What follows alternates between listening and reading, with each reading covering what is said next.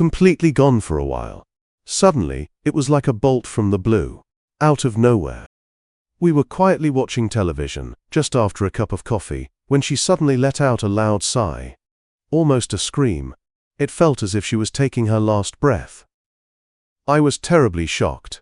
She did not respond to anything and remained completely unconscious for about 15 minutes. Fortunately, I had the presence of mind to call the family doctor.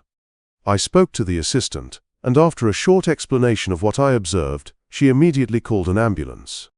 Within 15 minutes it was at our door. In the meantime, I had also phoned my son, with the urgent request to come right away. He did, together with our daughter-in-law. Thanks to them, I could go directly with my wife to the hospital. They took care of everything else. In my book I already wrote how important it is to live close to your immediate family if you can. This was another clear example. At the hospital, we arrived at the ER, the emergency room. After several tests, a CT scan, blood work, an ECG, and based on my description, the doctors concluded that it must have been an epileptic seizure.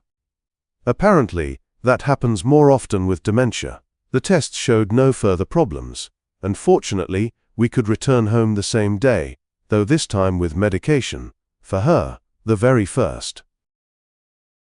The ice we are walking on is becoming thinner and thinner. Has the thaw, in Dutch we speak of dooi, already begun? In my own mind, I had already replaced the I in dooi with a D, which means dood, and dood in Dutch means dead in English. But still, we are alive, and we are still here. The next morning I helped her out of bed. She responded fairly normally. To my greeting, "Hello, did you sleep well? Are you awake?" She gave, as always, a murmuring answer. That was something to be thankful for. But she had far more trouble putting one foot in front of the other. In short, everything took longer than usual. Luckily, with my angelic patience and my all the time in the world, I have no problem with that. I was above all grateful that things had ended the way they did. It has now been more than a week since that event, and I can only say that my wife is responding as she always does. At times, I almost forget that it ever happened. Still, she now takes medication twice a day to help prevent epileptic seizures. At first, the medicine was provided in tablet form, which could not be crushed and therefore could not be chewed.